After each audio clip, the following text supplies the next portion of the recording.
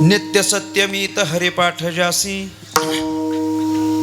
नित्य सत्यमीत हरिपाठ जासी, कळे काळ तयासी न पाहे दृष्टी।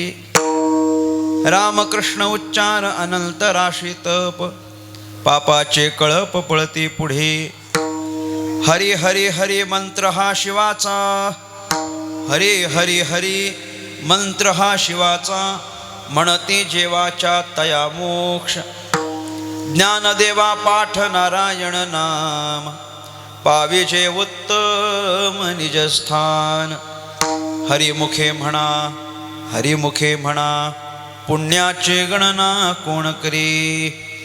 पांडुरंगा करू प्रथम नमन, दुसरे चरणा संतांच्या, त्यांच्या कृपादाने कथेचा विस्तारू। बाबाजी सद्गुरु दास तुका, योग ध्यान समायुक्तम निष्प्रपंचम परिग्रहं, प्रसन्नं वदनं शांतं मंगलं सुमनोहरं।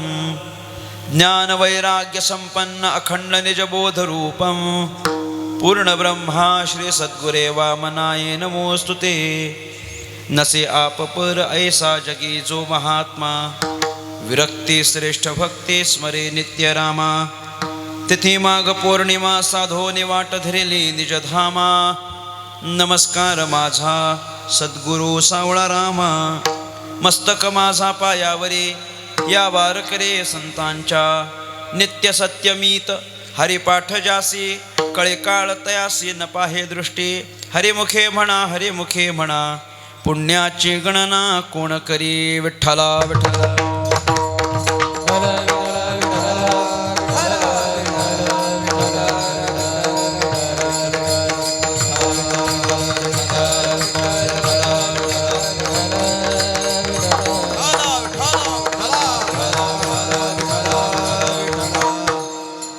सत्यमीत हरिपाठ जासी, कळे काळ तयासी न पाहे दृष्टी।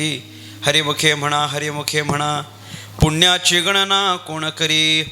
महाराष्ट्राचा आराध्य दैवत राजाधिराज भगवान श्री पंढरीनाथ परमात्मा, कैवल्य साम्राज्य चक्रवर्ती विश्वसंत महावैष्णव ज्ञानराज माऊली, स्वानंद सुखनिवासी प्रातःस्मरणीय ब्रह्मलीन सद्गुरू श्री वामन बाबा, सद्गुरू श्री सावळाराम बाबा महाराज आदी करून सर्व साधू संतांच्या चरणी विनम्रपणे नतमस्तक होतो। माझ्या समोर उपस्थित माझ्यापेक्षा ज्ञानाने वयाने अनुभवाने ज्येष्ठ श्रेष्ठ कीर्तनकार, प्रवचनकार, मातृभगिनी, श्रोता, गायक, वादक आदी करून कलाकार वर्ग, तुम्हा सर्वांच्या चरणी साष्टांग प्रणिपात करून परमात्म्याच्या संकीर्तनाला आरंभ करतो। विठ्ठला विठ्ठला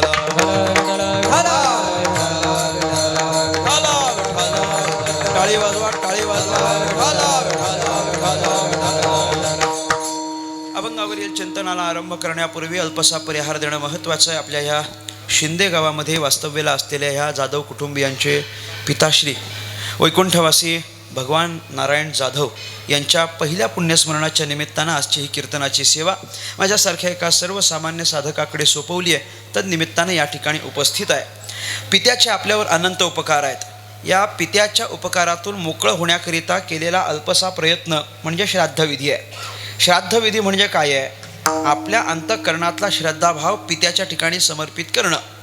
जो काही आदर आपल्या अंतःकरणात आपल्या पित्याच्या संबंधानं आहे, तो आदरभाव समर्पित करण्याकरता आणि त्यांची मुक्तीची वाट सोपी करून देण्याकरिता एक साधा सोपा उपाय म्हणजे हे वर्षश्राद्धाचं क्रिया आहे। आणि ही जी वर्षश्राद्धाची क्रिया आहे, श्राद्ध क्रिया आहे, ते एक कर्म आहे। केवळ कर्म जर आपण करत राहिलो तर ते कर्म आपल्याकडून किती व्यवस्थित होईल याची एक मोठी शंका आहे। मग कर्मात जर चूक झाली तर कर्मशास्त्र तुम्हाला क्षमा करत नाही। कर्मात बारीक जरी चूक झाली तरी कर्मशास्त्राप्रमाणे त्याचं फळ तुम्हाला भोगावं लागतं। मग कर्मात जर चूक झाल्यानंतर कर्म आपल्याला क्षमा करत नसेल तर आपण काय करायचं? त्या कर्माला जोड भक्तीची द्यायची। कारण कर्माला जोड जर भक्तीची दिली तर त्याच्यामध्ये भगवान परमात्मा मध्यस्थी करतो आणि नंतर भगवंतानं कृपा केली की आपल्यावर कोणती अवकळा येत नाही। म्हणजे कर्माला जोड भक्तीची असावी या पवित्र अनुषंगानं श्राद्ध क्रियेला जोड ही हरिकीर्तनाची आहे। तद्निमित्तानं आजचं हे कीर्तन आहे। विठ्ठला विठ्ठला टाळी वाजवा, टाळी वाजवा। सेवेकरता निवडलेला अभंग संत श्रेष्ठ ज्ञानेश्वर महाराज यांचा आहे। अभंग 4 चरणांचा आहे, सगळ्यांच्या परिचयाचा आहे, सगळ्यांच्या पाठांतरातला ओळखीचा अभंग आहे। संत श्रेष्ठ ज्ञानेश्वर महाराजांच्या हरिपाठ ग्रंथातला हा अभंग आहे। त्याच्यामुळे सगळ्यांच्या परिचयाचा अभंग आहे. मला नाही वाटत हरिपाठ कोणाचा पाठ नसेल. सगळ्यांना बरं पाठ जाऊ द्या, माहिती तरी आहे की नाही सगळ्यांना? माहिती आहे की नाही सगळ्यांना? हो नाही बोला जरा, माना हलवा जरा, कळू द्या. माहिती आहे, सगळ्यांना माहिती आहे. हरिपाठ कोणाला माहिती नाही? हरिपाठ माहिती नाही असा माणूसच नाही. आणि कमीत कमी महाराष्ट्रात तरी असा माणूस नाही की ज्याला हरिपाठ माहिती नाही. आणि खरंच ज्याला माहिती नसेल त्यानं महाराष्ट्रात राहूच नाही. मग अरे हरिपाठ माहिती नाही, ज्ञानोबा तुकोबांच्या भूमीत असताना जर हरिपाठ माहिती नसेल तर त्याच्यासारखा दुर्दैवी तोच आहे. हरिपाठ माहिती नाही असं माणूस नाही. बऱ्याच लोकांचा पाठांतरातला हरिपाठ आहे. अगदी पाठ जरी नसला तरी कमीत कमी इतकं तरी माहिती आहे, हरिमुखे म्हणा, हरिमुखे म्हणा, पुण्याची गणना कोण करी. भले काही काही लोक पुण्याची म्हणत असतील तर तसं समजू आपण, पण सगळ्यांच्या परिचयाचं इतकं मात्र नक्की. या हरिपाठ ग्रंथातला 14व्या क्रमांकाचा अभंग आज या ठिकाणी कीर्तनरूपी सेवेकरता प्रस्तुत आहे. ज्ञानेश्वर महाराजांचा हरिपाठ ग्रंथ हा 27 अभंगांचा समुच्चय आहे. त्याच्यामध्ये केवळ 27 अभंग आहेत आणि 27 अभंगांच्या एकत्रीकरणातून हरिपाठ ग्रंथ निर्माण केला आहे ज्ञानोबा यांनी. बाकीचे सगळेच ग्रंथ विस्तारित आणि मोठे आहेत. फक्त हरिपाठ ग्रंथ ज्ञानेश्वर महाराजांचा लहान ग्रंथ आहे. पण अभंगाचा ग्रंथ हा लहान जरी असला तरी अर्थाच्या दृष्टीनं मात्र तो लहान नाही, अत्यंत व्यापक आहे. गोष्टी आकारानं लहान दिसत असल्या म्हणून त्या परिणामाच्या दृष्टीनं पण लहानच असतात असं मात्र नाही आहे. काही काही गोष्टी दिसायला लहान आहेत पण परिणामाच्या दृष्टीनं मात्र फार मोठ्या असतात. ज्ञानोबा म्हणतात, बिंब तरी बचकेची एवढे, परे प्रकाशासे त्रैलोक्य थोकडे. बिंब तरी बचकेची एवढे. आपल्याला सूर्यप्रकाश मिळतो की नाही, तर प्रकाश देणाऱ्या सूर्याकडं जर आपण इथून पाहिलं तर तो सूर्य आपल्याला लहान दिसतो की नाही? मला सांगावं. सूर्य आपल्याला इथून लहान दिसतो म्हणून त्याला लहान म्हणून चालेल काय? लहान म्हणून चालत नाही. कारण परिणामाच्या दृष्टीने विचार कराल तर प्रकाशासी त्रैलोक्य थोकडे. सगळ्या त्रैलोक्याला प्रकाश देण्याचं त्याचं सामर्थ्य आहे. दिसायला लहान आहे पण परिणामाच्या दृष्टीनं मात्र अत्यंत व्यापक आहे. ज्ञानोबा म्हणतात, शब्दाची व्याप्ती तेणे पाडे अनुभवाविगा. अनुभवाविगा. त्याचप्रमाणे हरिपाठातले शब्द आहेत की दिसायला लहान आहेत पण आकाराच्या अभ्यासाच्या दृष्टीनं मात्र फार मोठे आहेत. 27च अभंग आहेत, 27च अभंग आहेत पण म्हणायला पण कठीण आहेत आणि अर्थाच्या दृष्टीनं पण कठीण आहेत. म्हणायला तरी काय सोपे आहेत काय? म्हणायला पण सोपे नाही आहेत. 7, 5, 3 दशकांचा मेळा एकतत्वी कळा दावी हरी. याच्यामध्ये 7 काय, 5 काय, 3 काय, एकतत्व काय हे कोणी सांगायचं? अभ्यास नाही ना, फार तिथपर्यंत आपला कोणाचा विचार जात नाही. एक नाम हरी, द्वैत नाम दुरी, अद्वैत कुसरी विरळा जाणे. याच्यामध्ये द्वैत काय, अद्वैत काय, कुसरी काय हे आपल्याला कोणालाच ठाऊक नाही. कारण आपण अर्थाच्या दृष्टीनं कधी विचार करत नाही. त्रिगुण आसार, निर्गुण हे सार, सारासार विचार हरिपाठ. यात बऱ्याच लोकांची त्रिगुण आसार, निर्गुण आसार इथून सुरुवात असते. म्हणजे सगळंच आसार. असं कसं असेल? सगळं आसार नाही, काहीतरी सार तर काहीतरी आसार असेल की नाही? त्रिगुण आसार, निर्गुण हे सार, सारासार विचार हरिपाठ असा विचार कराल तर हरिपाठ हा अर्थाच्या दृष्टीनं फार मोठा आहे, फार गहन आहे. आत्ता जो अभंग निवडला की नाही, याही अभंगामध्ये बऱ्याचशा लोकांची म्हणण्याची गफलत आहे. नित्य सत्य मिथ्य म्हणतात लोक. नित्य सत्य मिथ्य लावून घेतात लगेच. नाही, नित्य सत्य मित हरिपाठ ज्यासी कळीकाळ तयासी न पाहे दृष्टी. म्हणण्याच्या दृष्टीनं पण फार अवघड आहे. मी गमतीनं असं म्हणत असतो, हरिपाठ म्हणायला इतका अवघड आहे, इतका अवघड आहे की ज्याला पुढचं म्हणता येतं त्याला पाठचं म्हणता येत नाही. आणि गंमत आहे हरिपाठाची, ज्याला पुढचं म्हणता येतं त्याला पाठचं म्हणता येत नाही आणि ज्याला पाठचं म्हणता येतं त्याला पुढचं म्हणता येत नाही. आणि गंमत अशी आहे, ज्याला दोघीचं म्हणता येतं त्याला माईकवर म्हणता येत नाही. हे पण सुरू केलंय काय? क्या बात आहे निखिल भाऊ. ज्याला हरिपाठ म्हणण्याच्या दृष्टीनं फार अवघड आहे, हरिपाठ म्हणण्याच्या दृष्टीनं अवघड आहे पण अर्थाच्या दृष्टीनं अत्यंत व्यापक असलेला हा ग्रंथ आहे. आणि या ग्रंथातला एक अतिशय महत्त्वाचा अभंग आज या ठिकाणी कीर्तनरूपी सेवेकरता निवडला आहे.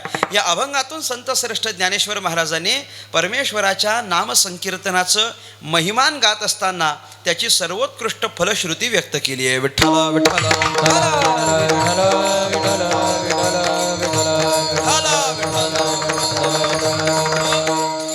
देवाचं भजन हे अत्यंत सोपं साधन आहे म्हणून प्रत्येकानं देवाचं भजन करावं ही तुकाराम महाराज ज्ञानेश्वर महाराजांची अपेक्षा आहे. तुका म्हणे सोपे आहे सर्वाहुनी म्हणून ते प्रत्येकानं करावं अशी ज्ञानोबाऱ्यांची अपेक्षा आहे. ज्ञानदेव म्हणे नाम हे सुलभ सर्वत्र दुर्लभ विरळा जाणे. भगवंताचं भजन जर सोपं असेल तर सोपं असलेलं भजन प्रत्येकानं केलं पाहिजे ही ज्ञानोबाऱ्यांची अपेक्षा आहे. ही तुकोबारायांची अपेक्षा आहे. पण दुर्दैवानं आपण सगळे देवाचं भजन करत नाही. देवाचं भजन करत नाही. देवाच्या भजनाला लागलेली काय सगळीच आहेत का मला सांगा? सगळेच देवाचं भजन करतात काय? हां, सगळेच देवाचं भजन करतात काय? हो नाही बोलत चला. हां, नाही ना, सगळेच जण काही देवाचं भजन करत नाहीत. देवाच्या भजनाला लागलेली माणसं फार थोडी आहेत. देवाच्या भजनाला लागलेली माणसं फार थोडी आहेत. फार थोडी माणसं देवाचं भजन करतात. देवाचं भजन करणारी माणसं फार थोडी आहेत. मी गमतीनं असं म्हणत असतो, देवाचं भजन करणारी माणसं फार थोडी आहेत, आणि जी थोडी भजन करणारी आहेत ती पण थोडंच भजन करणारी आहेत. फार काही कुणी भजन करत नाही. कोण भजन करतं सांगा? आवडे देवासी तो एका प्रकार नामाचा उच्चार कोण करतंय? कोण रात्रंदिवस करतंय? कोणीच नाही. आम्ही रात्रंदिवस नामाचा उच्चार करत नाही, पण सायास करीसी प्रपंच दिननिशी हे मात्र रात्रंदिवस करतो. म्हणजे आम्ही प्रपंच रात्रंदिवस करतो, पण परमार्थ मात्र आम्ही मर्यादित करतो. परमार्थ म्हटला की एकदम मर्यादित, इतका मर्यादित की लोक ते आयटीत सांगतात काय, आमचा परमार्थ म्हणजे एकदम वेळेवर. वेळेवर म्हणजे 7 ते 9 म्हणजे 7 ते 9च, याच्या पलीकडे नाही जात. 10 ते 12 म्हणजे 10 ते 12च, फक्त आजच्या पुरतं 12:30. त्याच्यापेक्षा पुढं आम्ही जात नाही, त्याच्यापेक्षा पुढं जात नाही. अहो, म्हणजे आमचा परमार्थ इतका मर्यादित आहे. प्रपंच कुणी मर्यादित केला मला सांगावं? कोण असं? मला अजून कुणीच असा भेटला नाही की जो येऊन मला सांगेल महाराज आज फक्त 3च तास प्रपंच केला, बाकी सगळा परमार्थ. असं कोणी सांगत नाही. याचा अर्थ असा आहे की सगळेच जण देवाच्या भजनाला लागत नाहीत. आणि देवाच्या भजनाला न लागण्याचं सगळ्यात महत्त्वाचं कारण असं आहे की प्रत्येकाच्या मुखातून देवाचं भजन सहजासहजी येत नाही. कारण देवाचं भजन मुखाला येण्याकरता आपल्याकडे काहीतरी पात्रता असावी लागते. इंग्रजीत त्याला एलिजिबिलिटी म्हणतात. काहीतरी एलिजिबिलिटी असावी लागते. आपण जर त्याला एलिजिबल झालो, पात्र झालो तर आणि तरच भगवंताचं नाव आपल्या मुखाला येतं. नाहीतर देवाचं नाव असं सगळ्याच्या मुखाला येत नाही बरं का, सगळ्याच्या मुखाला येत नाही. अहो, देवाचं नाव मुखाला येण्याकरता पण गाठीशी पुण्य असावं लागतं. तुकोबाराय म्हणतात, तिळे तिळे पुण्य साचा पडे, तिळे तिळे पुण्य साचा पडे,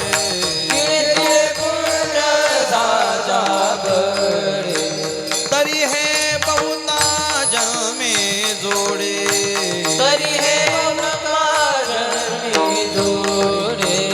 नाम तुझे वाचेसे आतोडे,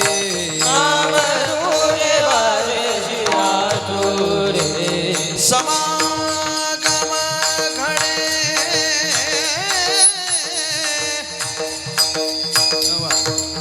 समागम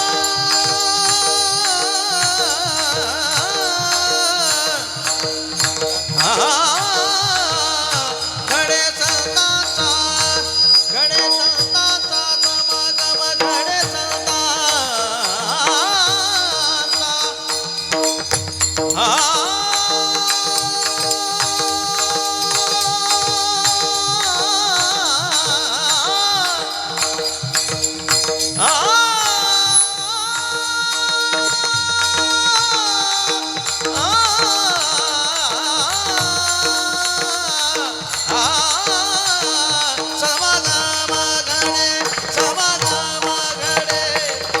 समागम घडे संतांचा, समागम घडे संतांचा. दिली इंद्रिये हात पाय का, दिली इंद्रिये हात पाय का.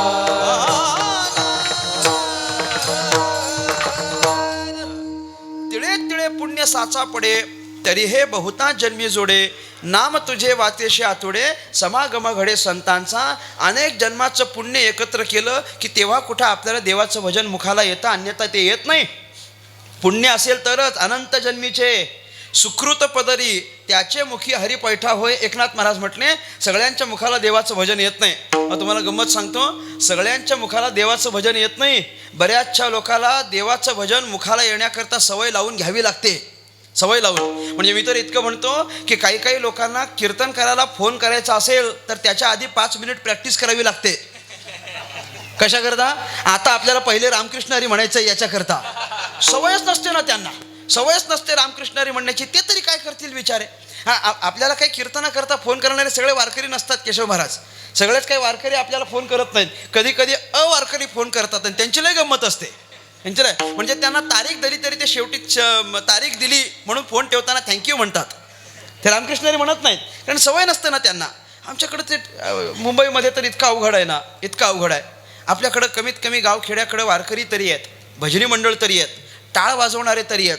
तिकडं अशी परिस्थिती आहे की लोकाला कीर्तन म्हणजे पण माहिती नाही, म्हणजे कीर्तन कसं असतं हे पण माहिती नाही. बऱ्याच लोकांना तर अजून हार कसा घालायचा हे पण शिकवायला लागतंय कीर्तनाच्या आधी. इतकी अवघड परिस्थिती आहे. बरं, मग ते लोक आम्हाला फोन करतात, महाराज तुम्ही आमच्याकडे कीर्तनाच्या प्रोग्रामला येणार काय? मी म्हटलं हे प्रोग्राम कसला आहे ते सांगा आधी. कसला प्रोग्राम म्हटलं? काही कीर्तनाची सेवा म्हणा, बाबा कीर्तनाला येता काय, सेवेला येता काय, असं काहीतरी आमच्याकडं कार्यक्रम आहे तर त्यानिमित्ताने कीर्तन कराल काय? नाही नाही, कीर्तनाच्या प्रोग्रामला येणार काय? आणि चुकून जर आपण म्हटलोच की बाबा हो आम्ही येतो, तर त्यांचा पुढचा प्रश्न असतो मग ते ढोलकीवाला तुम्हीच आणणार काय? इथून सुरुवात. मग आम्ही त्यांना इथून शिकवायचं बाबा. त्यांना म्हणायचं अरे नाही बाबा, कृपा करून त्याला ढोलकी म्हणू नका, त्याला तुम्ही पखवाज म्हणा किंवा मृदंग म्हणा. कीर्तनाला पखवाज किंवा मृदंग लागतो असं त्यांना सांगावं लागतं. त्यांचाही दोष नाही म्हणा, अलीकडचं यूट्यूबवरचं ऐकून कदाचित त्यांना पण असंच वाटत असेल की ढोलकी लागते. बरं जाऊ द्या. ते ऐकून ते संस्कार झालेले आहेत ना तर काही लोकांच्या कानावर. अहो मृदंग म्हणा, त्याला पखवाज म्हणा.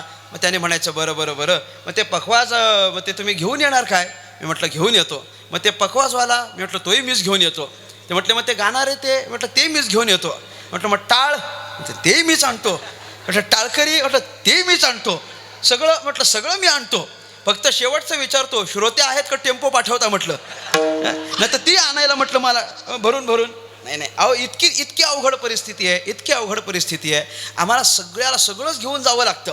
पण कधी असं वाटतं की आम्ही सगळं घेऊन जातो आणि त्यांच्यात कीर्तन करतो, तेव्हा त्यांना जर कळत असेल की हे असं कीर्तन असतं तर त्यालाच कीर्तनाचा प्रचार म्हणायचा. ज्याला कीर्तन माहितीच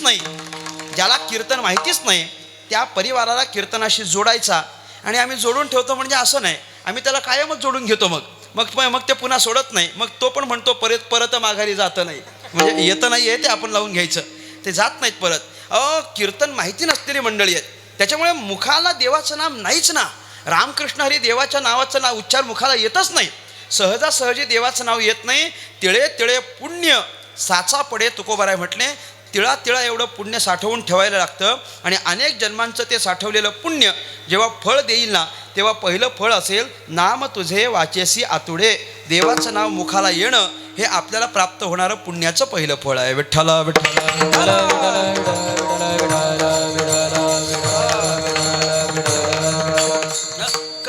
कधीतरी एकदा देवाचं नाव आपल्या मुखाला यावं की नाही? कधीतरी एकदा जरी आलं तरी पुष्कळ आहे. नाही आपल्याला कायम भजन करता आलं, एकदा जरी देवाचं नाव मुखाला आलं तरी भरपूर झालं. ते 2 भाऊ एकत्र राहायचे. त्याच्यापैकी एक हरिभक्तीपरायण होता आणि एकाचा कसलाचा काहीच संबंध नव्हता. एक नेहमी भजनाला जाणारा, कीर्तनाला जाणारा, त्याच्यामुळे भजनाचा त्याचा संबंध, नामसंकीर्तनाचा संबंध, नेहमी कीर्तनाला जातो, भजनी मंडळाचा संपर्क आहे, तो भजन करायचा. पण एक असा होता की जो कधीच भजनाला जायचा नाही. आणि हा जो लहाना होता की नाही भजन करणारा, याची अपेक्षा होती की ते आपल्या मोठ्या भावानं पण कधीतरी भजन केलं पाहिजे. पण तो काही भजनाला यायचा नाही. किंबहुना भजन कानावर पडलं ना त्याच्या, तो कान बंद करून घ्यायचा. भजन कानावर पडलं तर कान बंद करून घ्यायचा, पण भजन करायचं नाही. इतकं अवघड. त्या लहान भावानं विचार केला, हा मोठा भजनाला आला पाहिजे, कधीतरी यानं भजन केलं पाहिजे. आपण काय करायचं?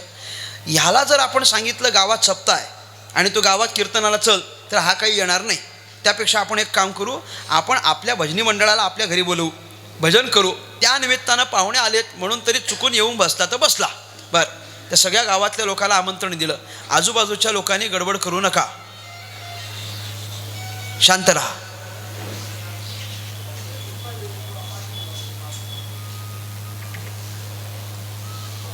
असं ह्याला इंग्रजीत पिन ड्रॉप सायलेन्स म्हणतात. काय सांगत होतो मी? दोन भावाचं सांगत होतो.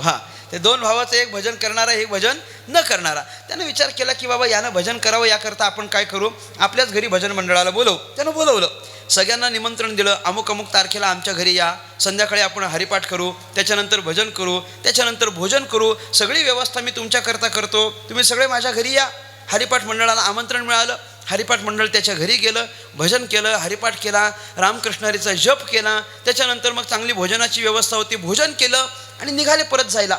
आता तो जो यजमान होता, लहान भाऊ, सगळेजण त्याला निरोप द्यायला लागले, बाबा येतो, चांगला कार्यक्रम झाला, भोजनही चांगलं झालं होतं, हरिपाठही चांगला झाला वगैरे वगैरे, त्याला निरोप देऊन निघायला लागले. एक त्याच्यामध्ये साधू महात्मा आले होते. महात्म्यानं त्याच्याकडं पाहिलं आणि महात्मा त्या लहानाला असं म्हणायला लागला, अरे बाबा, आम्ही तुझ्या घरी आलो, भजन हरिपाठ केला, नामसंकीर्तन केलं, तू आम्हाला सगळ्यांना जेवायला घातलंस, पण या सगळ्यातून तुला आनंद झालेला दिसत नाही. म्हटले, तुला काही बरं वाटलं नाही काय? काय चुकलंय बिकलंय का? म्हणे. म्हटलं, नाही नाही गुरुदेव, असं काही नाही, महाराज असं काही नाही. अहो, तुम्ही सगळे आलात याचा मला फार आनंद झाला आहे. साधू संत येती घरा, तोची दिवाळी दसरा, असे काही नेहमी नेहमी येतात का? म्हटले, बरं झालं तुम्ही आलात. अहो, तुम्ही आल्याचाच आनंद आहे, हा आनंद मला आता भरपूर वर्षभर टिकून राहील. बरं झालं तुम्ही आलात. महात्मा म्हटला, ते खरं आहे, पण आम्ही आल्याचा आनंद तुझ्या चेहऱ्यावर दिसत नाही. म्हटले, तुझ्या चेहऱ्यावर दिसत नाही, काय कारण आहे? चेहऱ्यावर दिसत नाही म्हटल्यानंतर त्यांना सांगितलं, महाराज, कारण असं आहे, ज्याच्यासाठी हे केलं ते झालंच नाही. म्हटले, म्हणजे अहो, माझा मोठा भाऊ कधीच भजनाला येत नाही आणि त्यानं इथं भजनाला यावं आणि एकदा तरी भजन करावं अशी माझी इच्छा होती, म्हणून हे भजन केलं, पण तो भजनाला आलाच नाही. मग ते महात्म्याने विचारलं, तो आता कुठं असेल? तर म्हटलं, वरच्या मजल्यावर असेल. काय करत असेल? काहीतरी करत असेल, पण भजन करत नसेल इतकं नक्की आहे. म्हटले, काय भजन बिजन त्याला माहिती नाही. तर म्हटलं, मग आपण जरा त्याची जाऊन भेट घ्यायची का? तर म्हटले, लहान भाऊ म्हणायला लागला, घेतली असते, पण काय आहे, तो फार फटकळ तोंडाचा आहे, म्हणजे कधी पण काही बोलतो. म्हटलं, हरकत नाही, बोलला तर बोलला. अहो, वेडं वाकडं बोलेल तुम्हाला, बोलू दे. म्हटले, अहो, चुकीचा शब्द बोलेल, ते बोलू दे. म्हटले, अहो, एखादी शिवी वगैरे दिली तर देऊ दे. म्हटले, काय एखादी शिवी देईल ना, तसं काही लोक कमी देतात? भरपूरच चालू आहे. म्हटलं, आपल्याला काय त्याच्यामध्ये एखाद दुसरी त्याची काय त्याच्यामध्ये दिली तर दिली शिवी. म्हटले, आपण जाऊन त्याला भेटू. वर गेले, वरच्या मजल्यावर गेले, दरवाजा ठोठावला, त्यांना दार उघडलं आणि दार उघडल्यावर पहिल्यांदा त्याला महाराज समोर दिसले.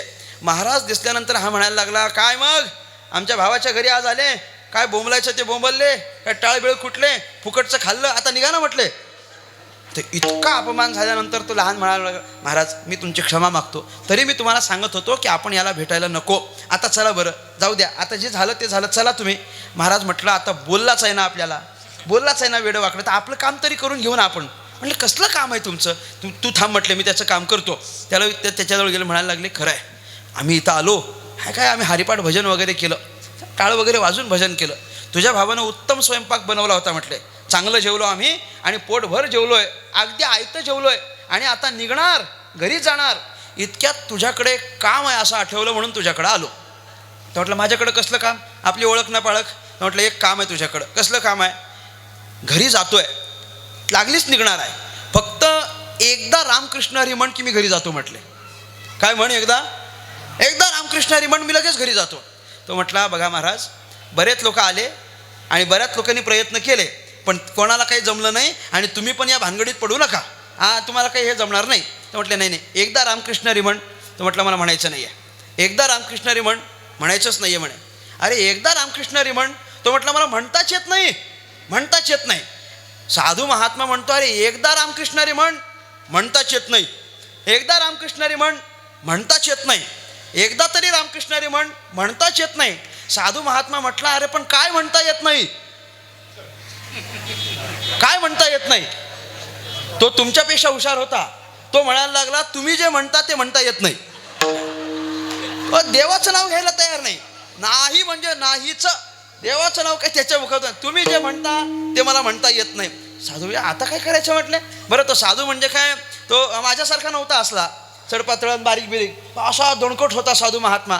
त्यानं काय केलं, त्यानं त्या मोठ्या भावाच्या खांद्यावर असा एक हात ठेवला, दुसरा पाय त्याच्या पायात अडकवला, त्याला असं खाली पाडलं, त्याच्या छातीवर बसला आणि त्याला म्हण रामकृष्ण हरी म्हण.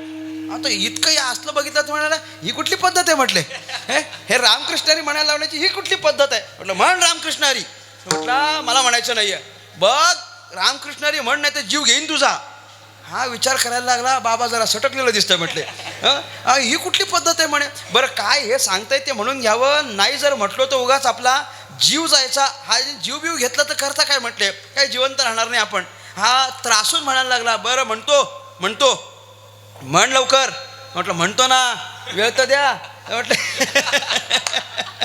म्हटलं म्हण लवकर, म्हण म्हटल्यानंतर तो हा म्हणतो रामकृष्ण हरी म्हटल्याबरोबर साधूने लगेच सोडलं, त्याला उठवलं, त्याचं शर्ट वगैरे व्यवस्थित केला. वा वा वा, मला जे पाहिजे होतं ते मिळालं. साधू महात्मा निघून गेला. त्यांचं आयुष्य पुढं चालतं राहिलं. तो कधी भजनाला परत गेला नाही, कीर्तन संबंध नाही वगैरे वगैरे, आयुष्य चालत राहिलं. कालांतरानं त्या मोठ्या भावाचं आयुष्य भरलं आणि तो मेल्यानंतर यमदूत त्याला न्यायला आले. यमदूतांनी उचललं, यमसदनाला घेऊन गेले.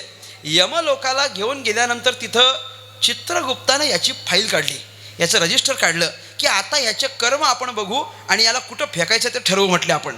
मग काय करायचं त्यानं बघितलं तर सगळ्या लाल शेरा.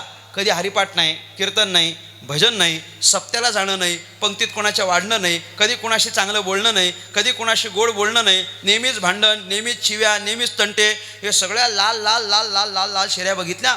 चित्रगुप्त खुश झाला. का बरं? तो विचार करायला लागला, सगळ्या शेरा लाल आहेत म्हणजे जास्ती विचार करायची गरज नाही, याला उचला आणि नरकात फेका म्हटले. नरकात फेका. यमदूतांनी उचलन नरकात फेकणार एवढ्या चित्रगुप्त म्हणाला, थांबा, सगळ्या शेरा लाल आहेत, फक्त शेवटच्या पानावर एक हिरवी फुली दिसायला लागली म्हटले. एक हिरवी फुली दिसते, कसली मला सांगा बरं? एकदा रामकृष्ण हरीची एक हिरवी फुली दिसायला लागली तर म्हटलं एकदाच म्हटलंय ना, एकदा जरी म्हटलेलं असतं तरी नरकात टाकता येत नाही म्हणे. अरे मग नरकात टाकता येत, मग कुठं टाकू? नरकात नाही, मग कुठं टाकायचा? चित्रगुप्त म्हटला, नरकात टाकायचं नाही मला इतकंच कळतं, पण कुठं टाकायचं हे मलाही कळत नाही म्हटले. त्यामुळे आपण हे यमराजाला जाऊन विचारू. यमराजाला जाऊन विचारलं, एकदा रामकृष्ण हरी म्हटलाय, याला कुठं टाकायचं? यमराज विचार करायला लागले, एका माळेचा जप केला तर काय फेकायचं असतं मला माहिती आहे, 11 माळांचा जप केला तर कुठं टाकायचं मला माहिती आहे, पुरश्चरण केला त्याचं फळ मला माहिती आहे, अनुष्ठान केलं त्याचं फळ मला माहिती आहे. अरे पण एकदा रामकृष्ण हरी म्हणण्याचं काय फळ असतं हे आपल्याला पण माहिती नाही. बहुतेक ते आपल्या सिलेबसमध्येच नव्हतं कधी म्हटलं, हे आपण कधीच वाटण्यात आलं नाही म्हटलं. ते काय फळ तरी काय द्यायचं, याचं काय फळ द्यायचं म्हटलं. आपण एक काम करू, सृष्टीचा निर्माता ब्रह्मदेव आहे, आपण ब्रह्मदेवाला जाऊन विचारू, म्हणजे आपल्याला काहीतरी उत्तर मिळेल. चला ब्रह्मदेवाकडे चला, सगळ्यांनी ब्रह्मदेवाकडे चला. सगळे म्हणजे यमदूत, चित्रगुप्त, यमराज आणि तो खालून एक आलेला वरती आहे, ते सगळे म्हटले चला. तो तिथं पण आयटीत कोण? हा एकदा रामकृष्ण हरी म्हटलेला, हा तिथं गेल्यावर पण आयटीत म्हणायला लागला, तुम्हाला गरज असेल तर मला घेऊन चला, मला गरज नाही म्हटले, तुम्हाला गरज असेल तर मला घेऊन चला. आता काय करायचंय? मग यमराजाने सांगितलं, एक काम करा, पालखी तयार करा म्हटले. पालखी तयार करा. आणि मग त्या यमदूतांनी पालखी उचलली आणि हा वरती पालखीत, बाकी सगळे चालत आणि हा पालखीत, बाकी सगळे चालत हा पालखीत ब्रह्मदेवाकडे गेले. ब्रह्मदेवाला विचारलं, हा खालून उचलून आलाय, सगळे कर्म वाईट केलेली आहेत, एकदा रामकृष्ण हरी म्हटलाय, एकदा रामकृष्ण हरीचं फळ काय असतं आम्हाला माहिती नाही, त्यामुळे याला कुठं फेकायचं तेवढं आम्हाला सांगा. ब्रह्मदेवाने इकडं तिकडं बघितलं आणि सगळं बघितल्यावर ब्रह्मदेव म्हणायला लागला, काय माहिती आहे का, मला आत्ता असं कळलं की माझ्याकडं फक्त निर्मितीचं खातं आहे, संहाराचं काय असतं आपल्याला माहिती नाही, त्यामुळे कुठं टाकायचं आणि काय गती द्यायची हे आपल्याला काही कळत नाही. आपण एक काम करू, संहाराचं खातं महादेवाकडे आहे की नाही, आपण महादेवाला जाऊन विचारू. चला सगळे महादेवाकडे चला म्हटल्यानंतर सगळे ब्रह्मदेव, यमदूत, यमराज, चित्रगुप्त सगळे चालत आणि हा एकटा पालखीत. कोण? एवढं तुम्ही लक्षात ठेवा, मला तेवढं महत्त्वाचं आहे. एकदा रामकृष्ण हरी म्हटलेला हा मात्र पालखीत बसून महादेवांकडे गेले आणि महादेवांना विचारलं, एकदा रामकृष्ण हरी म्हटलंय, काय करायचं आहे? महादेवांनी बघितलं आणि म्हटले, बाकी सगळा अभ्यास झाला, एवढंच बाकी आहे, त्यामुळे याच्यातलं आपल्याला काही कळत नाही. बहुतेक हे ज्याचं नाव आहे त्याच्याकडं जर आपण गेलो तर आपल्याला काहीतरी उत्तर मिळेल. विष्णू भगवंताकडे चला.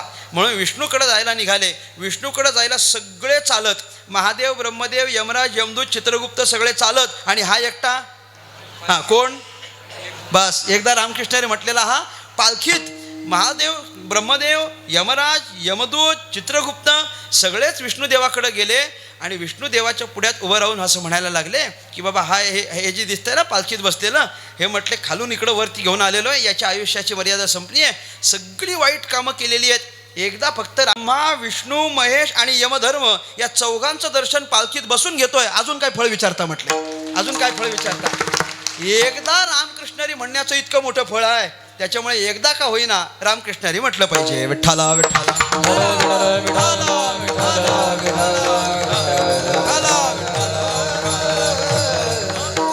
मग एकदा रामकृष्ण हरीचं फळ आहे की नाही, एकदा रामकृष्ण हरीचं इतकं मोठं फळ आहे. ज्ञानोबा राय म्हणतात, जर एकदा रामकृष्ण हरी म्हटलं तर त्याला यमसदनाला गेल्यानंतर नरकाला ढकलता आलं नाही आणि देवाच्या दर्शनापर्यंत घेऊन जावं लागलं. तर ज्ञानेश्वर महाराजांनी असं व्यक्त झाले की जर हेच नामचिंतन सदैव आपल्याकडून झालं तर त्याचा परिणाम काय होतो. अभंगाचं पहिलं चरण.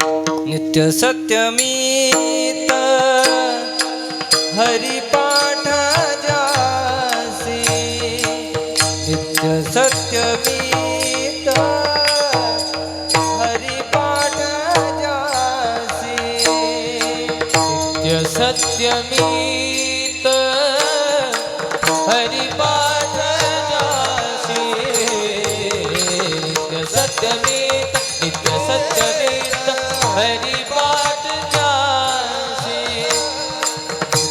सत्यमीत हरिपाठ जासी, नित्य सत्यमीत, नित्य सत्यमीत हरिपाठ जासी, नित्य सत्यमीत हरिपाठ जासी, नित्य सत्यमीत हरिपाठ जासी, काळी काळ तया सीन पाहे दृष्टी, काळी काळ तया सीन पाहे दृष्टी, हरिमुखे मना, हरिमुखे मना, हरिमुखे मना,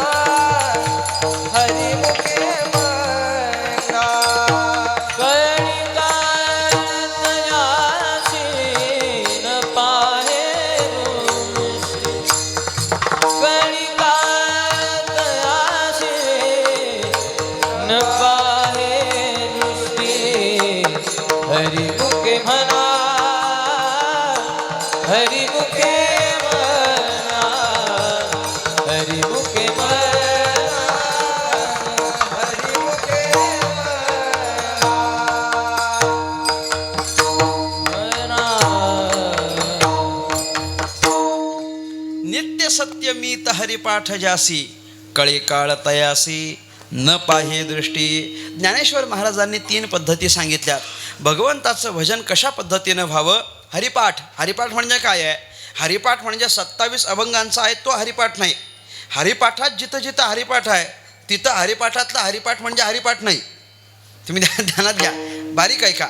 हरिपाठ शब्दामध्ये जिथं जिथं हरिपाठ शब्द आहे त्या हरिपाठ शब्दाचा अर्थ होतो हरीच्या नावाचा उच्चार वारंवार करणं, याला हरिपाठ असं म्हणतात. हरैर नामनः पाठः इति हरिपाठः. हरीच्या नामाचा उच्चार वारंवार करणं याला हरिपाठ म्हणतात. तीच गोष्ट वारंवार करणं याला पाठ म्हणतात की नाही. आम्ही पाठाला जातो म्हणजे काय करतो, रोज तीच वस्तू आम्ही परत परत करतो, याला पाठ असं म्हटलं जातं. पूर्वी काय होतं मला सांगा ना, वर्गात केलेला अभ्यास जर गुरुजींनी घरी करायला दिला तर त्याच अभ्यासाला आम्ही काय म्हणायचो, ग्रहपाठ म्हणायचो की नाही. ग्रहपाठ म्हणजे काय, तोच अभ्यास फक्त घरी केला म्हणून त्याला आम्ही काय म्हटलो, ग्रहपाठ म्हटलो. अलीकडं त्याला ग्रहपाठ नाही म्हणत, काय म्हणतात, होमवर्क. काय म्हणतात त्याला, होमवर्क. होमवर्क ही अशी संकल्पना आहे की जी पोरं कमी करतात आणि आईबाप जास्ती करतात. ही अशी संकल्पना आहे, त्याच्यामध्ये पोरं व्यस्त असतात आपली आणि मग हे बुक्स कंप्लीट करत असतात. होमवर्क, ग्रहपाठ. ग्रहपाठ म्हणजे काय म्हटलो, तोच अभ्यास पुन्हा करायचा. वर्गात केला पुन्हा घरी करायचा, म्हणजे पुन्हा पुन्हा करणं, याला जर पाठ म्हणत असतील तर हरिपाठ शब्दाचा अर्थ होतो हरीच्या नामाचा उच्चार पुन्हा पुन्हा पुन्हा पुन्हा असं करणं. मग नित्य सत्यमीत हरिपाठ जासी, असं जे हरिपाठ आहे, असं जे भगवंताच्या नामाचा उच्चार आहे ते कसं करायचं, नित्य करायचं, सत्य करायचं. आणि मीत शब्द हा अमित या अर्थानं आहे बरं का. अमित करायचं, नित्य सत्य आणि अमित. नित्य सत्य अमित एकत्र केलं की ते नित्य सत्यमित असं होतं. सत्य आणि अमितची संधी केली की ते सत्यमित असं होतं. मग भगवंताचं भजन नित्य करायचं 1, सत्यत्व बुद्धीनं करायचं 2 आणि अमित करायचं 3. नित्य म्हणजे काय, निरंतर. निरंतर म्हणजे अखंड, भरपूर भजन निरंतर करायचं, खंडरहित भजन करायचं. अव्यावृत भजनात नारदीय भक्तिसूत्र असं म्हटणं, निरंतर भजन करायचं, नित्य भजन करायचं, चिरकाल भजन करायचं, सर्व काळ भजन करायचं, ह्याला नित्य म्हणा. 1, सत्यत्व बुद्धीनं भजन करायचं. सत्यत्व बुद्धीनं म्हणजे भगवंताचं भजन करत असताना सत्यत्व बुद्धीनं करायचं, वरचेवर भजन करायचं नाही. भजन करत असताना फक्त सोंग म्हणून भजन करायचं नाही, दंभ म्हणून भजन करायचं नाही, किंवा अजून खाली बोलतो भजनाचं ढोंग करायचं नाही. भजनाचं ढोंग नाही. कारण काय आहे, भजनाच्या ठिकाणी ढोंग चालत नाही. भजनाच्या ठिकाणी ढोंग चालत नाही. का चालत नाही? अरे तुम्ही ढोंग करता की तुम्ही खरं खरं भजन करता, हे आपल्या अंतःकरणाची भावना जाणणारा स्वतः भगवंत आहे. त्याच्यामुळे इथं ढोंग करून चालत नाही. अंतरीची घेतो गोडी पाहे जोडी भावाची, तो अंतःकरणातलं जाणतो, म्हणून इथं तसं ढोंग करून चालत नाही. न सांगता तो माकळो येते अंतर, न सांगता तो माकळो येते अंतर, सांगता तुम्हाकडं येते अंतर, सांगता तुम्हाकडं येते अंतर, न सांगता तुम्हाकळो येते अंतर, न सांगता तुम्हाकळो येते अंतर. सांगता तुम्हाकडं येते अंतर, सांगता तुम्हाकडं येते अंतर. विश्वी विश्वंभर परिहारचे न लगे, विश्वी विश्वंभर परिहारचे न लगे, परि हे अनावर आवडी आवडी, परि हे अनावर आवडी आवडी. विश्वी विश्वंभर परिहारची न लागे, विश्वी विश्वंभर परिहारची न लागे, परि हे अनावर आवडे आवडे, परि हे अनावर आवडता आवडे.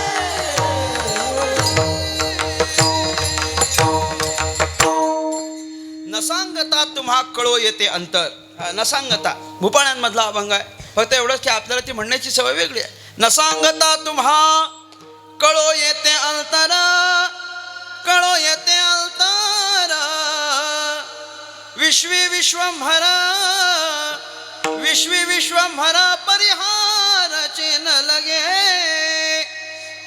न सांगता तुम्हा कळो येते अंतर,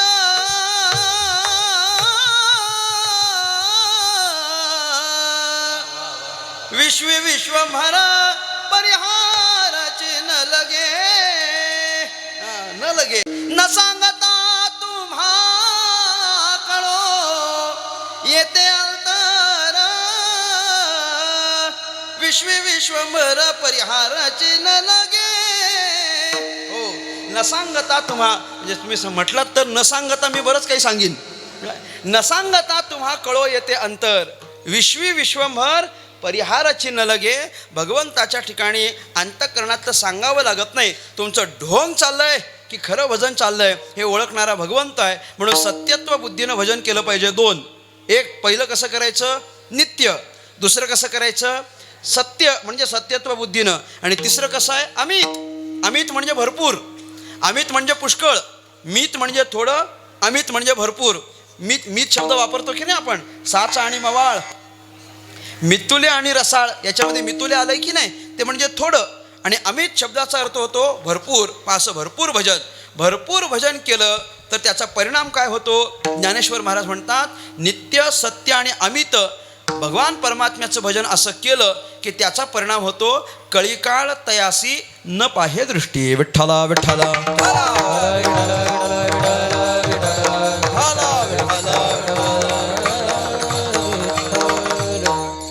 कळीकाळ तयासी न पाहे दृष्टी. कळीकाळ कुणाला आत्तापर्यंत कळीकाळानं सोडलंय, कोणालाच सोडलं नाही. काळानं सगळ्यांना गिळंकृत केलंय, सगळ्यांना.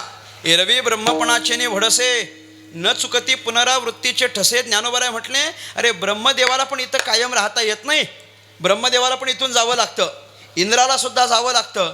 किंबहुना येथे उरो नाही आले अवतार, येरते पामर जीव किती. प्रत्येकाला जर इथून जावंच लागतंय म्हणजे काळानं प्रत्येकावर घाला घातलेलाच आहे. काळ कोणालाच सोडत नाही, कोणालाच सोडत. आपण काळाला घाबरतो की घाबरत नाही सांगावं? हां, काळ म्हणजे मृत्यू, मृत्यूला घाबरता की घाबरत नाही? हो नाही म्हणा जरा. तुम्ही काहीच नसेल म्हणत तर तुम्ही घाबरत नाही असं मी समजतो. कोण मृत्यूला, कोण सगळे मृत्यूला घाबरतात. कारण काळानं आत्तापर्यंत कोणालाच सोडलं नाही. पण जो भगवंताचं भजन करणार आहे, काळ मात्र त्याच्याकडे पाहू शकत नाही. म्हणजे आपण मगाशी दृष्टांत पाहिला की नाही, त्याच्यामध्ये एकदा रामकृष्ण हरी म्हणणाऱ्याला कमीत कमी त्याला यमलोकाला जावं तरी लागलं. पण जो नित्य सत्य अमित भजन करील की नाही, त्याच्याकडे तर कळीकाळ पाहू शकणार सुद्धा नाही. कळीकाळ तयासी न पाहे दृष्टी. कारण या भगवंताच्या नामसंकीर्तनात असं सामर्थ्य आहे की कळीकाळावर प्रहार करून त्याच्यावर विजय प्राप्त करण्याचं सामर्थ्य परमेश्वराच्या भजनात आहे. विठ्ठला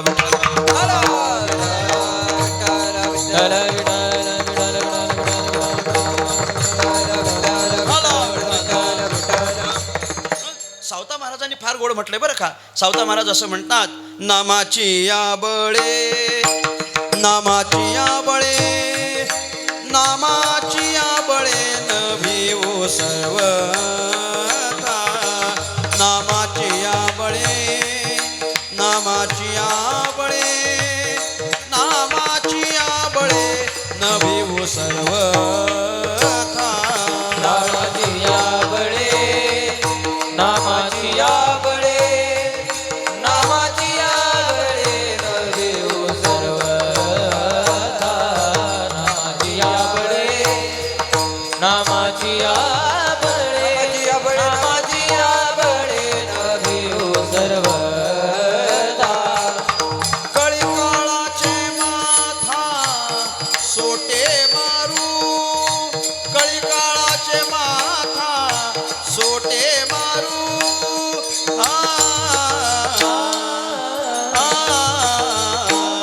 वैकुंठीचा देव, वैकुंठीचा देव, वैकुंठीचा देव आणो या कीर्तनी. वैकुंठीचा देव, वैकुंठीचा देव, वैकुंठीचा देव आणो या कीर्तनी. कळीकाळाच्या माथा सोटे मारू, कळीकाळाच्या माथा सोटे मारू.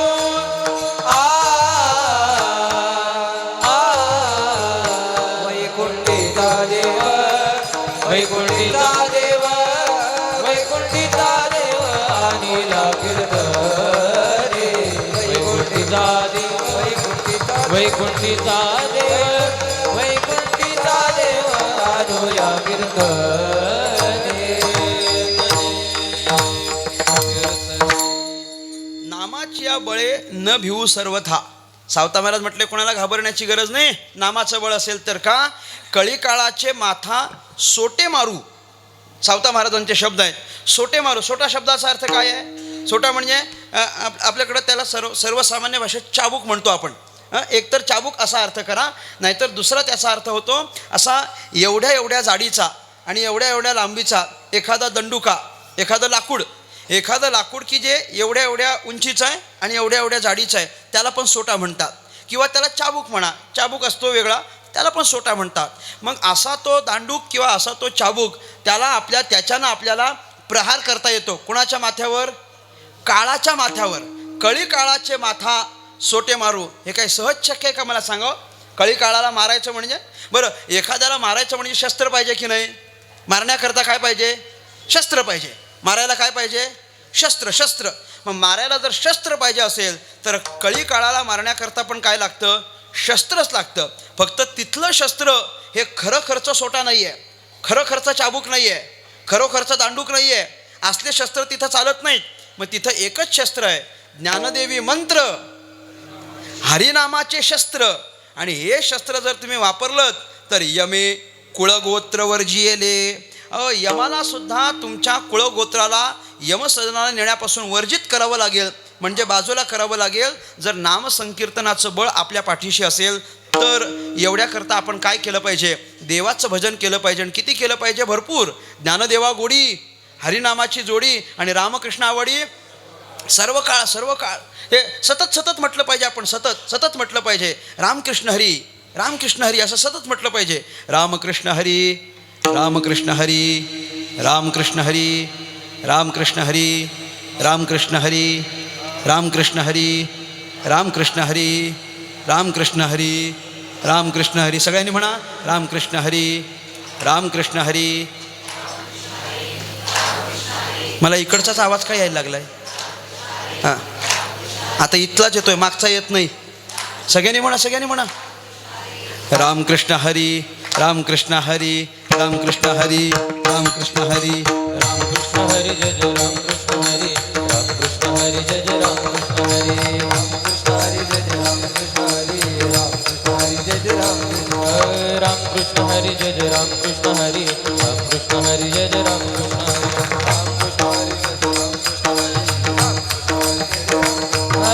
रामकृष्ण हरी जय जय रामकृष्ण हरी, रामकृष्ण हरी जय जय रामकृष्ण हरी, रामकृष्ण हरी जय जय रामकृष्ण हरी, हरि हरि हरि रामकृष्ण हरि जय जय रामकृष्ण हरि, रामकृष्ण हरि जय जय रामकृष्ण हरि, बोला रामकृष्ण हरि जय जय रामकृष्ण हरि, रामकृष्ण हरि जय जय रामकृष्ण हरि, हरि हरि हरि रामकृष्ण हरी, जय जय रामकृष्ण हरी, रामकृष्ण हरी जय जय रामकृष्ण हरी, रामकृष्ण हरि जय जय रामकृष्ण हरि, रामकृष्ण हरि जय जय रामकृष्ण हरि, रामकृष्ण हरी, रामकृष्ण हरि, रामकृष्ण हरी, रामकृष्ण हरि, रामकृष्ण हरी, रामकृष्ण हरि, रामकृष्ण हरी, रामकृष्ण हरी, रामकृष्ण हरी.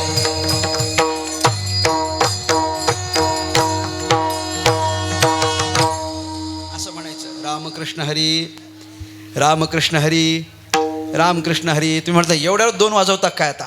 नाही. रामकृष्ण हरी, विठ्ठल केशवा, रामकृष्ण हरी, विठ्ठल केशवा. मंत्र हा जपावा सर्व काळ भगवंताचं भजन करणं. हे सर्व काळ भजन करणं म्हणजेच नित्य, सत्य आणि अमित असं भजन केलं की कळी काळ तयासी न पाहे दृष्टी. फक्त कळी काळच आपल्यावर नजर टाकत एवढा परिणाम आहे असं नाही. याच्या माध्यमातून अनंत राशीचं पाप जरी असलं तरी ते अनंत राशीचं पाप निघून जातं आणि त्याच्या बदल्यात अनंत राशी तपाचं फळ आपल्या पदरात पडतं. हे रामकृष्ण हरीचं महिमान आहे. अभंगाचं दुसरं चरण. रामकृष्ण हरी उच्चार अनंत राशी, रामकृष्ण उच्चार अनंत राशी, रामकृष्ण उच्चार अनंत राशी, रामकृष्ण उच्चार अनंत राशी, रामकृष्ण उच्चार अनंत राशी, रामकृष्ण उच्चार अनंत राशी, रामकृष्ण उच्चार अनंत राशी, रामकृष्ण उच्चार अनंत राशी, बाबाचे कळप पळती पुढे, बाबाचे कळप पळती पुढे, हरिमुखे म्हणा, हरिमुखे म्हणा, हरिमुखे म्हणा, हरिमुखे म्हणा. बापाचे कळप पळती पुढे, बापाचे कळप पळती पुढे, हरिमुखे म्हणा, हरिमुखे म्हणा, हरिमुखे म्हणा, हरिमुखे म्हणा, हरिमुखे म्हणा, हरिमुखे म्हणा, हरिमुखे म्हणा, हरिमुखे म्हणा, हरिमुखे म्हणा. हे विठोबा रखुमाई,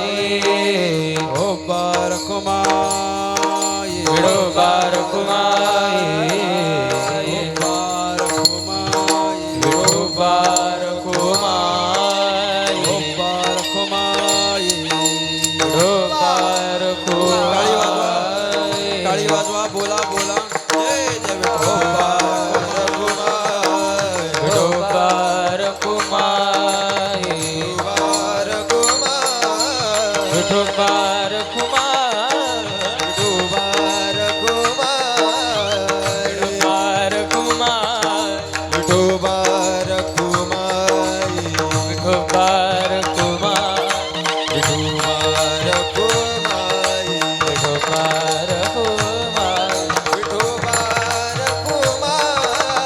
विठोबार कुमार विठोबार कुमार विठोबार कुमार विठोबार कुमार विठोबार विठोबार कुमार कुमार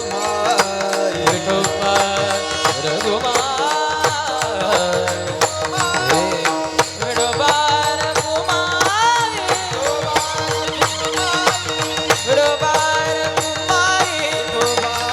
कुमार विठोबार टाळी वाजवा, टाळी वाजवा, बोला.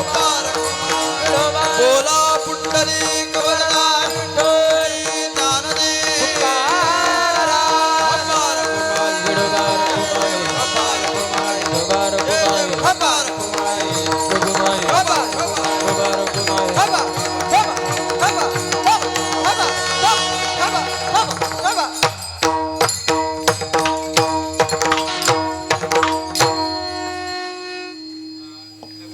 नित्य सत्यमीत हरिपाठ जासी, नित्य सत्यमीत हरिपाठ जासी, कळिकाळ तयासी न पाहे दृष्टी. रामकृष्ण उच्चार अनंत राशी तप, पापाचे कळप पळते पुढे. हरी हरी हरी मंत्र हा शिवाचा, म्हणती जेवाच्या तया मोक्ष. ज्ञानदेवा पाठ नारायण नाम, पाविजे उत्तम निजस्थान. हरिमुखे म्हणा, हरिमुखे म्हणा, पुण्याची गणना कोण करी. ज्ञानेश्वर महाराजांनी नामसंकीर्तनाचं जे एक अत्यंत चांगलं असं महिमान आणि फल सांगितलेलं आहे, त्याचं चिंतन करत असताना आपण नित्य सत्य आणि अमित असं भगवंताचं भजन केलं म्हणजे नित्य निरंतर सत्यत्व बुद्धीनं आणि भरपूर भजन केलं तर कळीकाळ आपल्याकडं दृष्टी टाकत नाही. बरं, कळीकाळ दृष्टी टाकत नाही म्हणजे माणूस मरतच नाही असा विचार करू नका. बरं, असा विचार करू नका. नाहीतर बरं, तसा विचार करून पण आजपासून भजनाला लागलात तरी चालत, असा काही प्रश्न नाही आहे. परंतु तसा विचार करू नये. मरण तर प्रत्येकाला येतच येतं. फक्त काय आहे, ज्याने भगवंताचं भजन जवळ केलेलं आहे की नाही, ते देहरूपीने जरी निघून गेले असले तर कीर्तिरूपानं मात्र सदैव या कळी काळामध्ये जिवंत राहतात. तुका म्हणे एका मरण्याची सरे, उत्तमाची उरे कीर्ती मागे. पण कोणाची कीर्ती उरे? त्यांचीच कीर्ती उरे की ज्यांनी आपुला तो एक देव करून घ्यावा हे ज्यांना जमलं, त्यांच्याकरिता उत्तमाची उरे कीर्ती मागे. भगवान परमात्म्याचं भजन कळी काळाला आपल्याकडे येऊ देत नाही. एक, भगवंताच्या भजनानं रामकृष्ण उच्चार अनंत राशी तप, अनेक तपांचं फळ आपल्याला प्राप्त होतं. दोन, आपल्याकडं कितीही जरी पापं असली तरी ते निघून जातील असं या नामसंकीर्तनामध्ये बळ आहे. हरि उच्चारणी अनंत पापराशी जातील लयासी क्षण मात्रे, क्षणार्धात सगळी पापं निघून जातील असं त्याचं फळ आहे.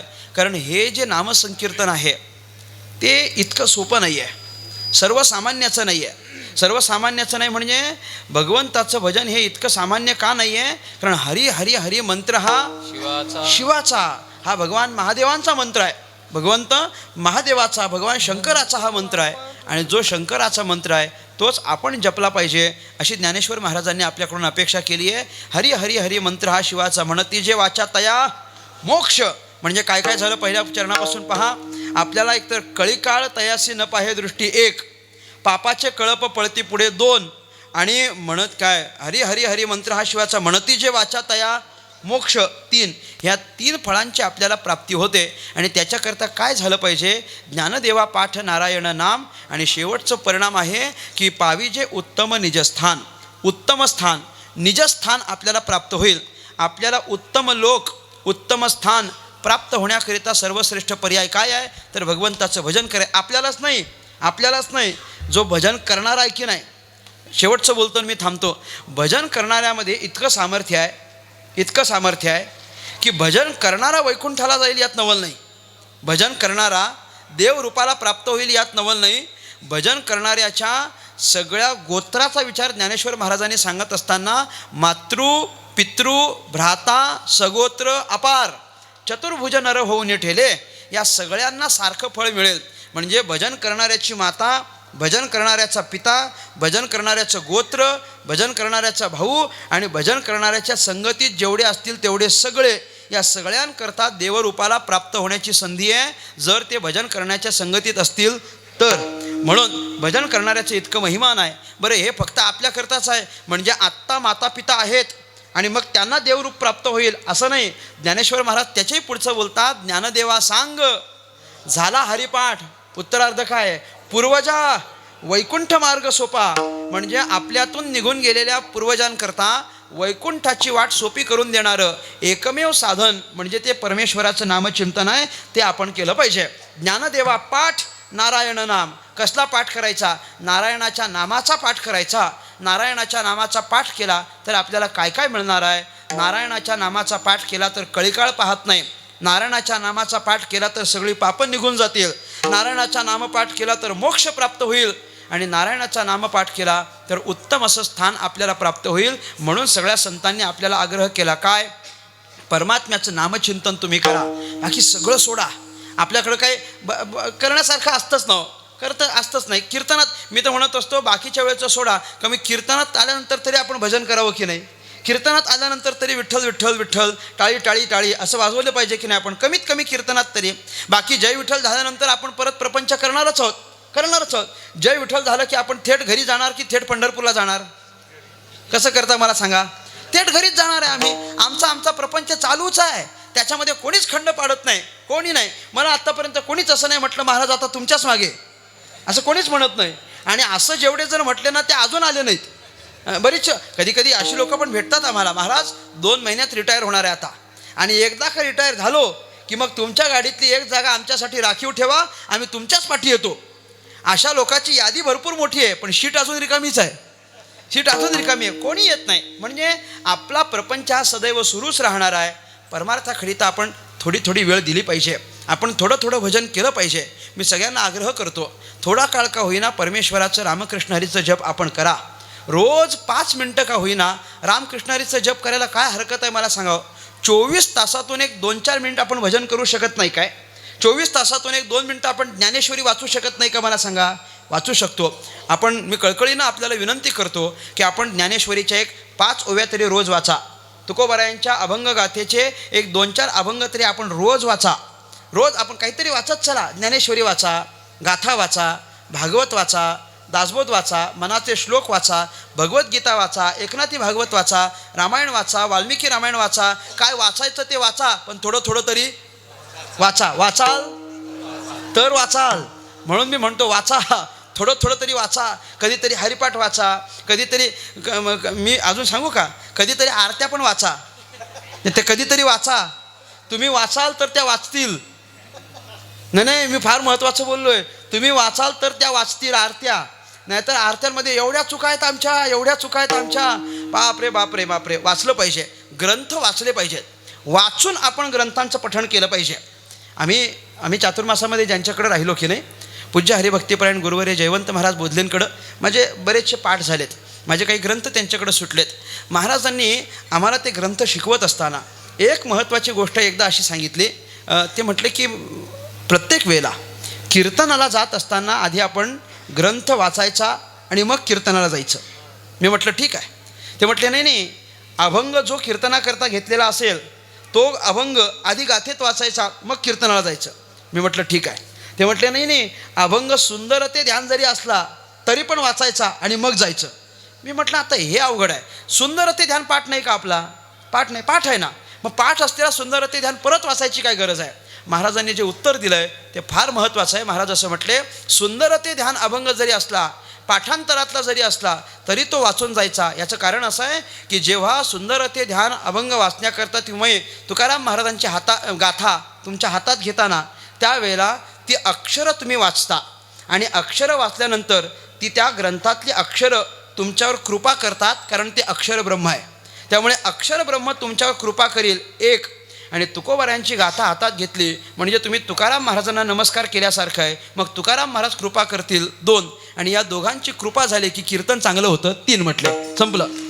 एवढ्या करता का ग्रंथ वाचायचे? संतांची कृपा अक्षरांची कृपा, शब्द ब्रह्माची कृपा व्हावी याच्याकरिता ग्रंथ आपण वाचावे. आपण रोज थोडे थोडे ग्रंथ वाचाल अशी आपल्याकडून अपेक्षा करतो, असा आपल्याकडून आग्रह करतो, हट्ट करतो की थोडं थोडं भगवंताचं भजन करा. सगळ्या साधू संतांनी आम्हाला हाच आग्रह केला आहे. सकाळी सकाळी आम्हाला आग्रह असतो, उठा जागे वारे आता, जागे वारे आता, स्मरण करा पंढरीनाथा, स्मरण करा पंढरीनाथा, भावे चरणी ठेवा माथा, भावे चरणी ठेवा माथा, चुकवी व्यथा जन्माच्या धनदारा पोत जन, धनदारा पोत जन, चुकवी व्यथा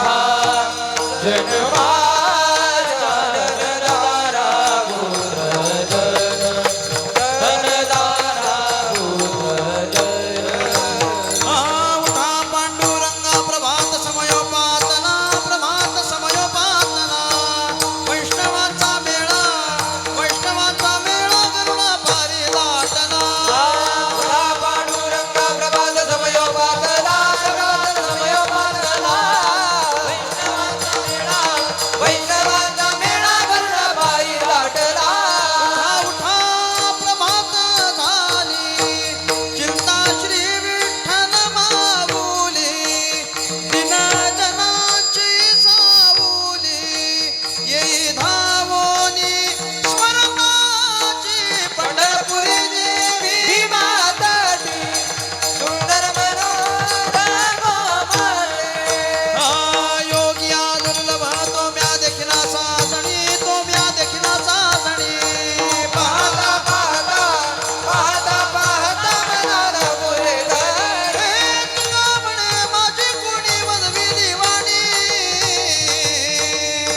प्रसादा वाचोनी तुमची या विठ्ठला, प्रसादा वाचोनी तुमची या विठ्ठला. आता कोठे धावे मन तुमचे चरण देखिलिया, तुमचे चरण देखिलिया, तुमचे चरण रे घरी म्हणे आम्हाजोगे, तुका म्हणे आम्हाजोगे. तुका म्हणे आम्हा जोगे, तुका म्हणे आम्हा जोगे. विठ्ठल भोगे खरे माप, विठ्ठल भोगे खरे माप. भाग गेला सिन गेला, भाग गेला सिन गेला, भाग गेला सिन गेला, भाग गेला सिन गेला. सुदामा ब्राह्मण दुःखे दरिद्र पिढीला, मुष्टी पोहे घेऊन या, त्याचे भेटी लागी गेला. शुद्ध भाव देखून या, गाव सोनियाचा दिला, गाव सोनियाचा दिला. विठोबाचा धर्म जागो, त्याचे चरणी लक्ष लागो, विठोबाचा धर्म जागो, चरणी लक्ष लागो. पांगुळ झालो देवा, नाही हात ना पाय. देवा नाही हात पाय, बैसलो जयावरी, सैराट ते जाय. बैसलो जयावरी, सैराट ते काय. खेटिता कुंभकाठी, कुलट दरडीन पाये. पिता कुंभकाठी, भेटीन पाय. आधार नाही माझा,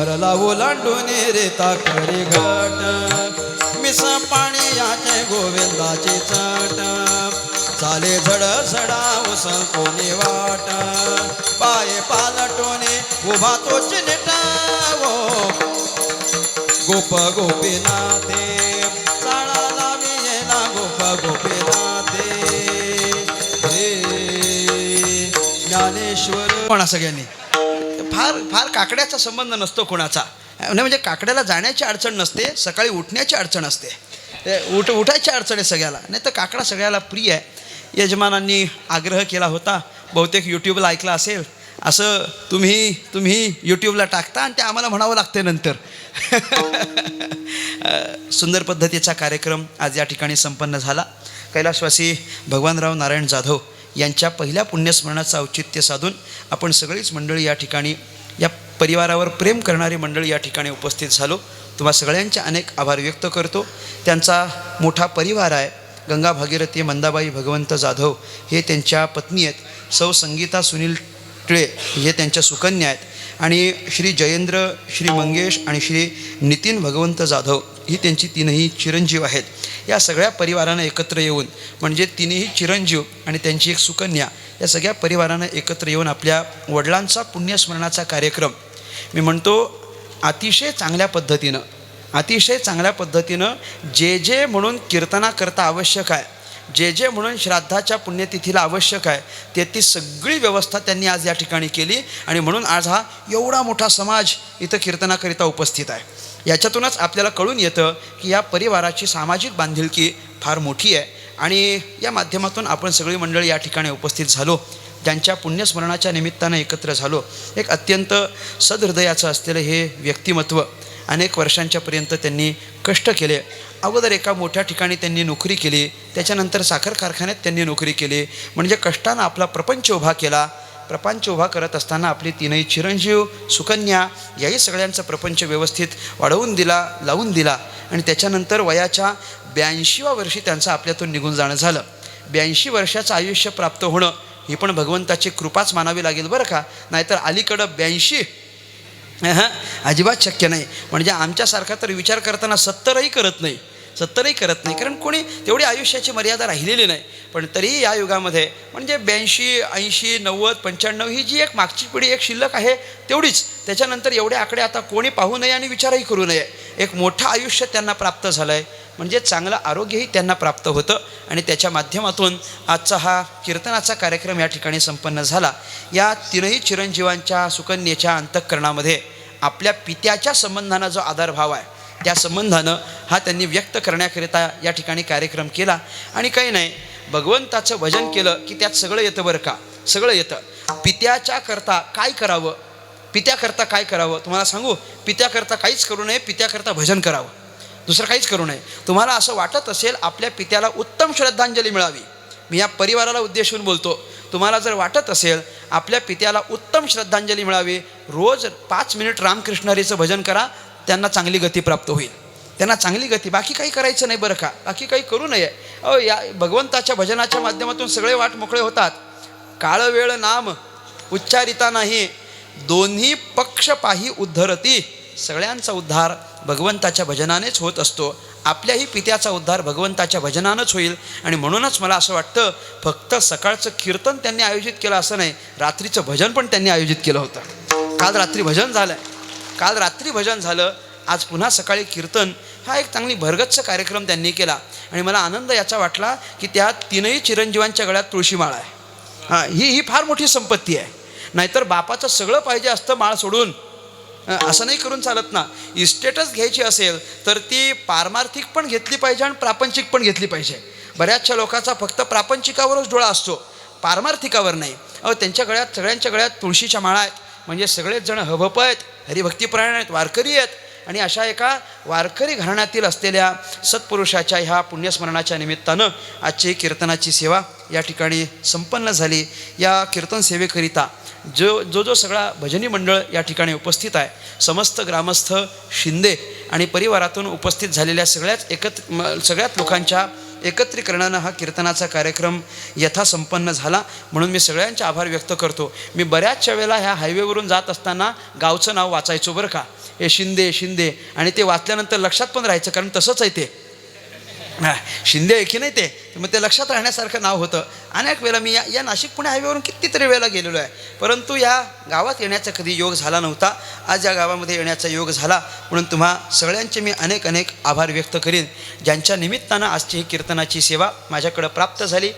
हरिभक्तिपरायण परमश्रद्धेय समस्त महाराष्ट्रातलं पखवाजाच्या प्रांतातील एक अतिशय उच्च नाव सन्माननीय आदरणीय दासोपंत स्वामी यांचे चिरंजीव हरिभक्तिपरायण परमश्रद्धेय माझे मित्र सिद्धेशदादा उंडाळकर यांच्या संपर्कातून आजची ही कीर्तनाची सेवा मला प्राप्त झाली. आणि मला सांगायला आनंद वाटतो, त्यांनी खूप महिन्यापूर्वी ही तारीख दिलेली आहे, खूप महिन्यापूर्वी, अनेक महिन्यांच्या पूर्वी ही तारीख त्यांनी दिली. पुन्हा पुन्हा त्यांनी स्मरण करून दिलं, आळंदीच्या कीर्तनाच्या वेळीही स्मरण करून दिलं. दादा या ठिकाणी उपस्थित राहिले आणि त्यांच्या माध्यमातून पखवाजाची चांगली सेवा प्राप्त झाली, म्हणून मी त्यांचेही अनेक अनेक आभार व्यक्त करीन. त्याचसोबत पखवाजामधलं एक अत्यंत उत्तुंग नाव हरिभक्तिपरायण आदरणीय केशवदादा कुंभार या ठिकाणी उपस्थित आहेत. केशव महाराजांच्या उपस्थितीनं, अर्थात या सगळ्यांच्या पावन उपस्थितीनं या कीर्तनाचा कार्यक्रम अतिशय भरगच्च झाला आहे बरं का. केशव महाराजांकडे मला वाटतं या घरातले चिरंजीव आमच्या अभिषेक पखवाजाचं शिक्षण घेत आहेत आणि त्या माध्यमातून या सगळ्यांची जवळीक आहे. मी तुम्हाला असं सांगेन की तुम्ही ज्यांच्याकडे शिक्षण घेत आहात ते महाराष्ट्रातलं एक सर्वोत्तम नाव आहे आणि त्यांच्या घरातल्या सगळ्या लोकांना अर्थात त्याची कदर आहेच आहे, परंतु ही सगळीच मंडळी फार विशेष आहेत, फार विशेष आहेत. सिद्धेशदादा या बाजूला आहेत, या बाजूला केशव महाराज उपस्थित आहेत. माझ्या मागे महाराष्ट्रातलं गाण्याच्या संबंधाने इंडियन आयडलमध्ये जाऊन ज्यांनी आपला ठसा उमटवलेला आहे असे आमचे अविनाश महाराज जाधव माझ्या मागे उपस्थित आहेत.